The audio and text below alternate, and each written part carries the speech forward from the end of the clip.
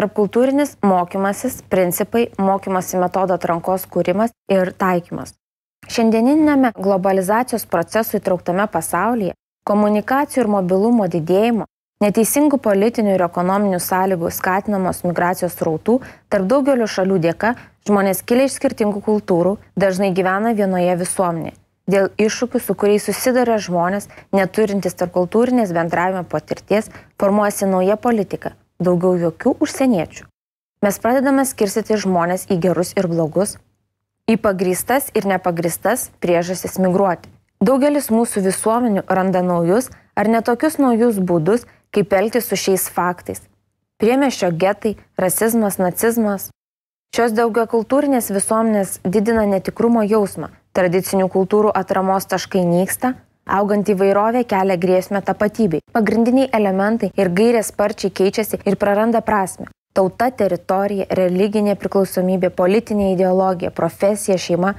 Kaip mes apibrėžiame savo tapatybę šiame besikeičiančiame pasaulyje? Kaip keisis identiteto supratimas?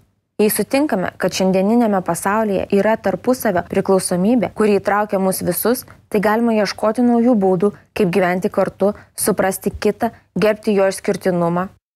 Tarpkultūrinis mokymasis gali būti vienas iš įrankių, siekiant suprasti, koks sudėtingas šiuolaikinis pasaulis, siekiant truputėlį geriau suprasti save ir kitus. Dar daugiau, tai gali būti raktas, atveriant duris į naują visuomenę. Tarpkultūrinis mokymasis padeda mums šiuolaikinėje tikrovėje priimti iššūkius, leidžia ne tik asmeniškai susitvarkyti su vykstančiais pokyčiais, bet ir juos suvaldyti. Mūsų sugebėjimas mokytis tarpkultūrinių dalykų dabar reikalingas labiau nei kada nors. Pradedant kalbėti apie tarpkultūrinį mokymąsi, reikėtų pradėti nuo klausimo, kas yra mokymasis. Mokymasis yra būdingiausias žmonių veiklos procesas, savo sudėtingu demonstruojantis žmogaus prigimties sudėtingumą. Mokymasis gali būti suprantamas gana įvairiai. Mokymosi sampratų kontinuumas, kurio vienoje pusėje išsidėsčios behavioristinės sampratos, svarbiausia yra siekti elgesio pokyčių, pasitelkiant tinkamus elgsenos keitimo metodus, mokantis yra svarbiausia rezultatas. Iki humanistinės sampratos kitoje pusėje, tai yra svarbiausia vidinis žmogaus augimas, savęs atradimas. Tarpkultūrinio mokymosi terminas gali būti suprantamas skirtingais lygiais. Pažodžiui, tarpkultūrinis mokymasis kalba apie individualių žinių įgijimo ir nuostatų išugdymo procesą ar elgesį susijusi su skirtingų kultūrų sąveika. Jei mokymasi suvokiame kaip struktūrizuotą procesą, prasminga pažvelgti į šio proceso metodus. Tyrinėtojai jau keletą kartų įrodė, kad žmonės daugiausiai išmoksta iš savo pačių patirties, situacijose su pažinimu, emocijomis, elgesiu. Jei norime sukurti erdvę mokymuisi, turime pasiūlyti metodus, kurie leistų patirti šiuos tris dalykus. Vienas iš iššūkių susijusių su tarpkultūriniu mokymusi yra tai, kad nėra aiškiai apibrėžtos pedagoginės disciplinos, žinomos kaip tarpkultūrinis mokymasis.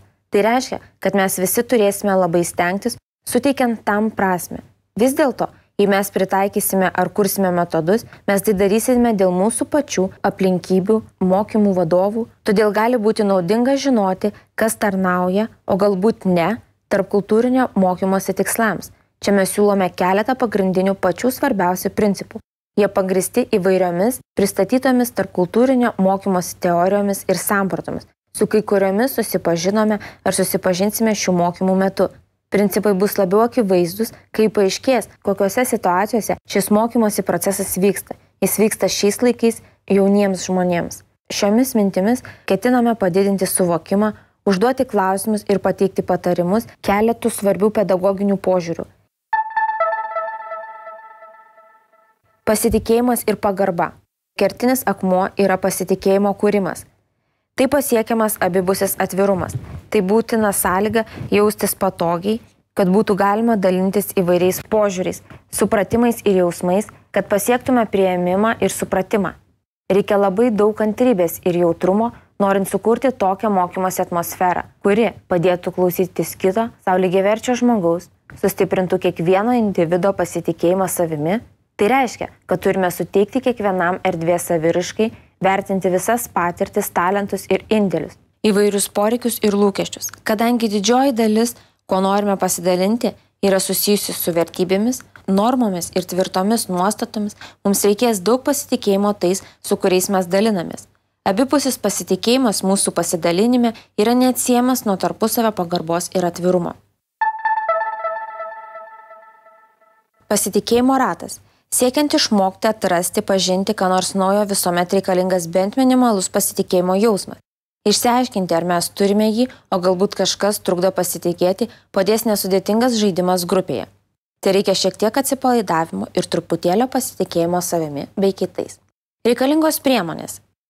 Didelė laisva erdvė kambaryje, grupės dydis nuo 10 iki 15 žmonių, laikas 10-15 minučių, eiga, dalyviai paprašomi suformuoti glaudų ratą, susiremti petis petin, tada vienas dalyvis stoja vidurį ir užsimerkęs bei tempęs raumenis lėtai svyra į bet kurią pusę, prieki, šoną, atgal, rate stovintis dalyviai švelniai sugauna svyrantįjį ir nukreipia jį kitą linkmę. Taip išbandoma su visais dalyviais, kurie turi norą. Aptarimas ir įvertinimas. Galima diskusija šiais klausimais. Kokie jausmai apninka, kai tenka užsimerkus, neturint tiesioginio kontakto su aplinkiniais, pasitikėti? Ar lengva tai padaryti? Koks jausmas? Palengvėjimas ar ne? Metodas gyvai. Gali būti puikus pasitikėjimo ugdymo grupėje žaidimas. Rezultatai toje pačioje grupėje pradžioje darbo ir po keletų užsiėmimų gali maloniai nustebinti. Tapatumo patyrimas. Tarp kultūrinio mokymosi atspirties taškas yra mūsų pačių kultūra. Tai yra mūsų pačių kilmė ir patirtis. Savo šaknyse susitinkame su šio mokymosi proceso kliūtimis ir galimybėmis. Mes visi turime asmeninę tikrovę, kuri mus suformavo ir mes toliau ten gyvensime, praturtinti naujomis žiniomis ir patirtimi. Tarp kultūrinio mokymosi procesuose tai reiškia, kad mes nuolat turėsime aiškintis savo kilmę, ką išgyvenome ir sutikome. Mėginant suprasti save, savo pačių tapatybę, yra galimybė suprasti kitus. Susitikimo metu galima pasikeisti, bet nebūtinai pasikeisti tikrovę aplink mus. Tai yra iššūkis. Todėl būdami šio proceso dalimi ir naujų žinių skleidėjais, mes taip pat turime galvoti apie atsakomybę, galimybės ir ribas.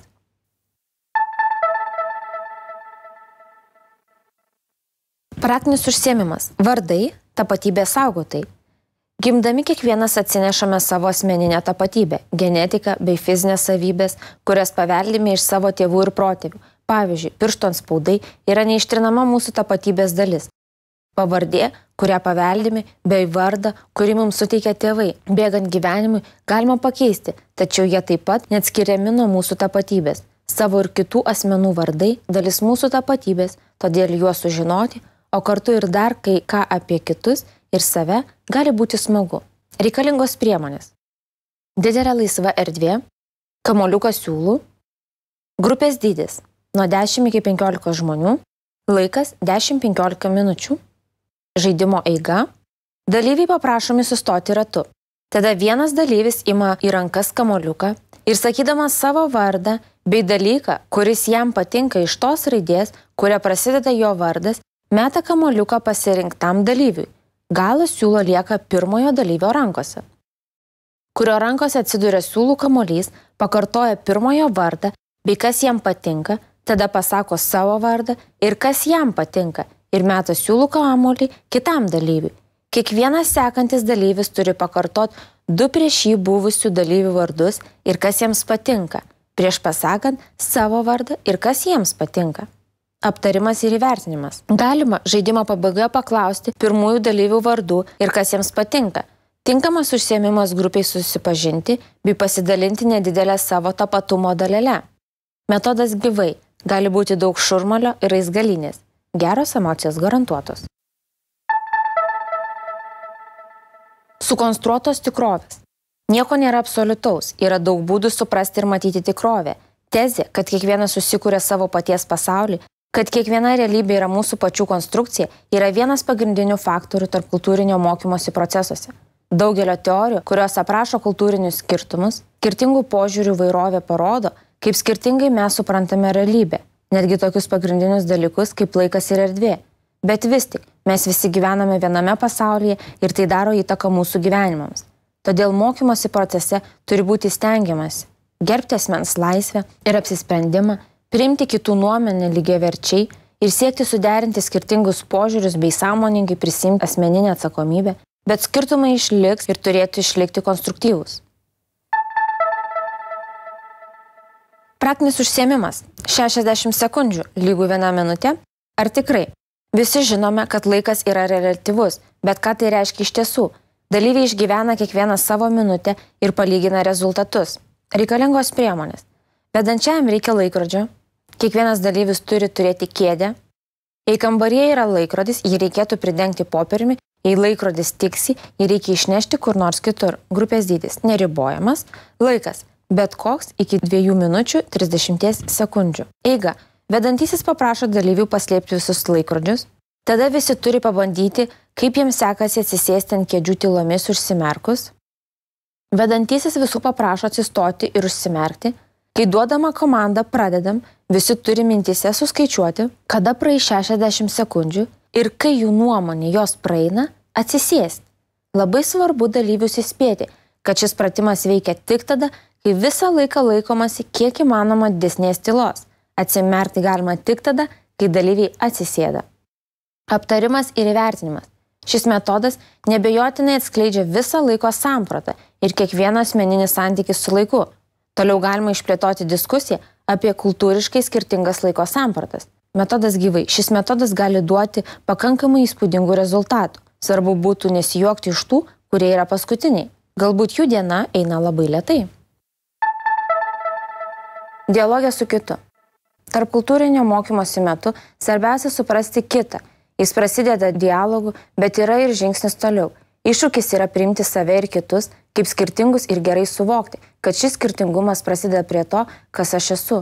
Būdami skirtingi papildami vienas kitą, todėl kitas būtinai reikalingas naujai save atrasti. Ši patirtis yra iššūkis. Jis sukuria kažką naujo ir reikalauja kūrybiškumo naujiems sprendimams. Procesas tarp kultūrinio jautrumo link suprantamas kaip kito asmens supratimo link. Taip mes turime galimybę suprasti save ir pasikeisti.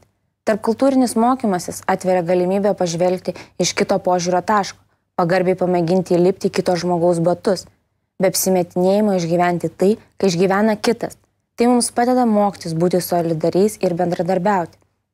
Tarpkultūrinis mokymasis šiame kontekste taip pat yra būdas atrasti mūsų pačių gebėjimus. Tarpkultūrinio mokymosi patirtis nuolat kinta, kaip ir visas pasaulis. Visų pirma, jį orientuota į procesą. Diskutuojant apie kultūrą, nuolat kyla įtampa tarp sąstingio ir kaitos, saugumo ir harmonijos troškimo. Turime neatsakytų klausimų, bet iškelsime naujus. Turime suprasti, kad ne visada yra atsakymas, bet lieka nuolatinis ieškojimas, priimant ir pasitinkant pokytį. Mąstant apie tai, mums prireiks gebėjimo perklausti save. Mes ne visada žinome, kur tai mus nuves. Svarbus smalsumas, naujų įžvalgų geismas. Norime įsisąmonti ir tai, kad ko nors naujo kūrimas gali reikšti seno griovimo, kaip antai idėjų, tikėjimų, tradicijų. Nei vienas mokymosi procesas neįmanomas be lūžių ir atsisveikinimų. Tarpkultūrinis mokymasis yra patirtis, intensyviai įtraukianti visus pojūčius ir mokymosi elementus, žinias, emocijas, elgesį. Tai pažadina daug jausmų, provokuoja spragas tarp to, ką mes jau žinome arba pažinome. Šio proceso kompleksiškumas ir visos išvados daug pareikalauja iš mūsų. Kalba, kaip kultūros elementas, yra pagrindinis tarpkultūrinio bendravimo būdas, tačiau kalba dažnai yra nesusipratimų šaltinis. Taigi kalbos negalima naudoti kaip dominavimo grupėje priemonės, ypač turint omenyje skirtingus kalbos įgūdžius, bet ji gali būti viena iš komunikacijos įrankių. Į visus kitus ženklus, tokius kaip kūno kalba, turi būti vienodai atsižvelgta. Kadangi esame pilnai įsitraukę į tokį mokymąsi, turime leisti savo patiems pilnai dalyvauti šiame procese. Matydami didelę įvairovę, kaip kultūrose suprantami laikas, erdvė, socialiniai ir asmeniniai santykiai, suprantame, kad tarp kultūrinio mokymosi metu reikėtų atpažinti ir suprasti, kur glūdi konfliktas. Tuo pat metu teoriniai modeliai skatina mus diskutuoti apie skirtumus, nepriklijuojant etikečių. Todėl galime pabandyti surasti konstruktyvius konflikto elementus ir galimybės jį spręsti. Mums reikia išugdyti konflikto valdymo įgūdžius, turint omenyje kompleksišką kultūros sampratą, tiek įvairios tapatumo išraiškos, tiek pastangos įvertinti skirtingus iššūkis. Tarpkultūrinis mokymasis – gilus procesas, kuriuo metu vyksta nuostatų bei elgesio pokyčiai. Tai reiškia, kad didelė dalimi susidurime su nematomomis jėgomis ir mūsų kultūros elementais su savo vidiniu aš. Daug dalykų po vandens paviršiumi yra nesąmoningi ir negali būti aiškiai išreikšti, todėl šis atradimas sukelia mums asmeniškai ir susitikimuose tam tikrą įtampą, su kuria turėsime susitvarkyti. Žinoma, nėra lengva lydėti žmonės šiame procese. Viena vertus, turime skatinti eiti toliau, mesti iššūkį savo ir kitiems, kita vertus, turime būti labai atsargus ir pagarbus žmonių poreikiams. Sudėtingas dalykas sudėtingame pasaulyje. Jau teoriniai modeliai rodo tarpkultūrinio mokymosi sudėtingumą ir kaip sunku jį susisteminti. Įvertinus sudėtingą situaciją visuomenė, tampa aišku, kad mums reikia labai atsargių ir visapusiškų požiūrių, leidžiančių maksimalų įžvalgumą. Kultūra peržengia tautų sienas, turi daug formų ir persidengia. Reikia įvertinti daug perspektyvų, daug įtampų apmastyti, žvilgsnis į priekį, dabartį ir ateitį, lyginant kartais prieštaringus asmenis ir visuomenės poreikius. Fragmentiškas patirtis turime sudėti į vieną. Bet kokiam pedagoginiam požiūriui yra iššūkis nesuprasti įvairovės priežasčių ir esamų prasmių, skirtingų vertybių, skirtingų tikrovių ir išgyventų istorijų.